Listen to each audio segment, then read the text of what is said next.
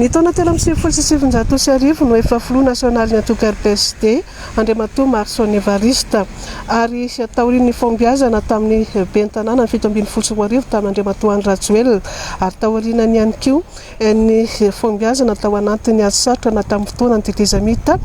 dia nanoana n'Andriamatoa Andry Rajoelina izy ireo. Nanoana ihany koa tamin'ny fampandaniana n'Andriamatoa Hery Rajaonarimampianina filoham-pirenena teo aloha ka tany vohipeny dia natratra 220 isanjato ny taham-palanina tamin'ny androny Rajaonarimampianina. Manoloana ny programa nasa n'Andriamatoa Andry Rajoelina izay tokony ho tohizana ankehitriny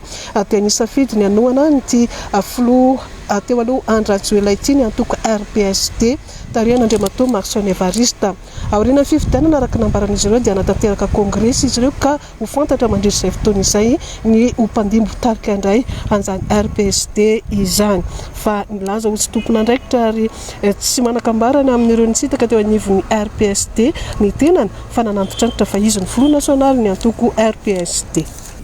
Ka rehefa tonga ny fifidianana tamin'ny taona 2024 dia ny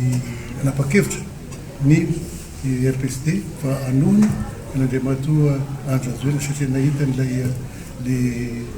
boky, nahita n'ilay programmany ka ilay programme marina fa hoe dia tena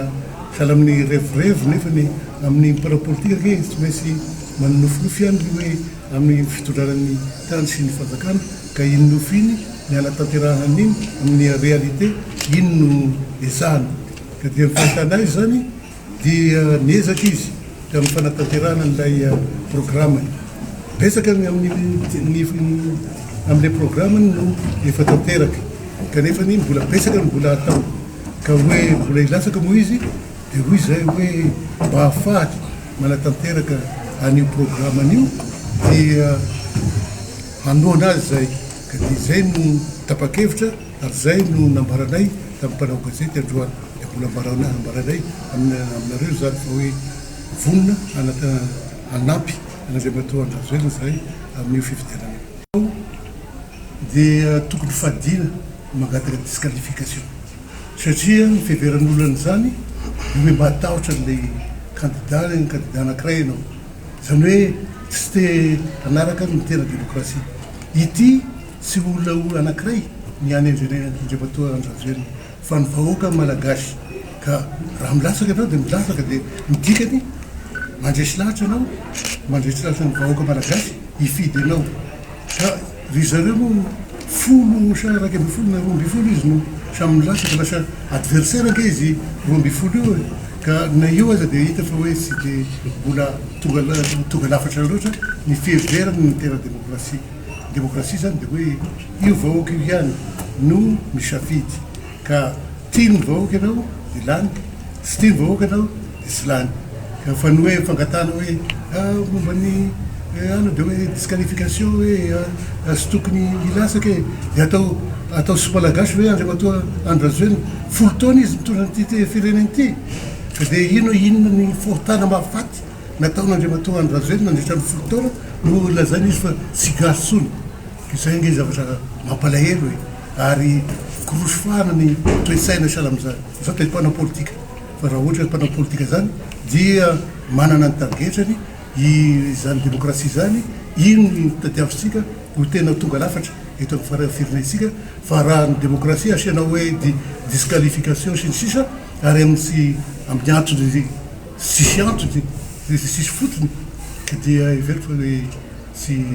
tsy fahendreny zany ary tsy mbola tonga lafatra zany ny fiheverana ny démocratie. Madagasikara manontolo tonga teo ary ny tenako alohan'ny anapahana an'ity hevitra ity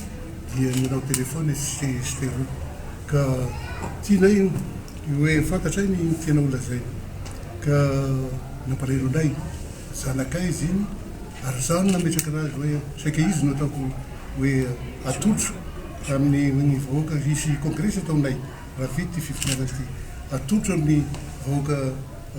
RPSD fa tsy olona folo roapolo samy teo no nanolorana an'izany fa dia hoe anjatony amin'ny congrès dia hoe izy ny saika hoe atotro kanefa moa ny zavatra nampalahelo ahy tsy afeniko anareo tsy liana tamin'ny concours izy dia nanao nandray anjara tam'le hoe dondresaka amin'ny tao anarany iny tao amin'ny TV plus dia tao izy ndraza hoe zahay mpanositra dia hoy zao hoe mpanositra ovina ho zany RPSD tsy mbola nisy fotoana nilazany RPSD fa hoe manoitra fa dia izy mihevitra satria hoe natao hoe président par intérim izy zany no mihevitra fa hoe amin'ny mitondra ny tenin'ny RPSD tsy mitondra ny RPSD ary misy avy any Mananjary misy avy any Mahajanga na saran'izany no Tamatavy nilaza tamiko hoe le tena tsy nahafaly anay iny resaka nataony namanay iny izy hoe mpanositra ary zany moa dia nilaza taminy hoe misy fiantsoana zany ohatra ny tany amin'ny fitondrana tany sy nentiko izy sy teraka tamiko izy satria hoe tsy mety le teny nataony fa izahay RPSD araka nivoalazako teo fidélité nanay nisy fanapahan-kevitra tamin'ny taona tamin'ny sivy sy roa arivo moa araka nivoalaza teo mbola mera tamin'iny fa tamin'ny taona telo amby folo sy roa arivo sy tamin'ny taona valo amby folo sy roa arivo fa indrindra tamin'ny taona valo amby folo sy roa arivo nisy an'iny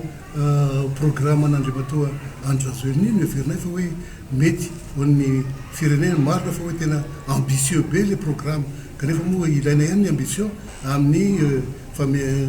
fanapahan-kevitra amin'ny zavatra tiana ho tanterahina amin'ny tany sy ny fanjakana ka dia ny ambitieux le programme nekenay ny programme iny tamin'ny taona valo amby folo sy roa arivo ny tanterahina Andriamatoa Andry ny ampahany tamin'iny programme iny fa dia mbola tsy tonga lafatra rehefa natanterahina n'ilay programme manotoza ka dia mba hafaly manohy any asa nataony natombokony tamin'ny valo amby folo sy roa arivo iny no zany hoe amin'le principe de fidélité hoy izy ny teny frantsay principe de fidélité dia hoe ino nampiasika ny programme iny ampiasika ihany koa izy hanohy ny fanatanterahana any programme iny izay no nahatonga anay na magnampy an'Andriamatoa Andry amin'ity fifidianana ity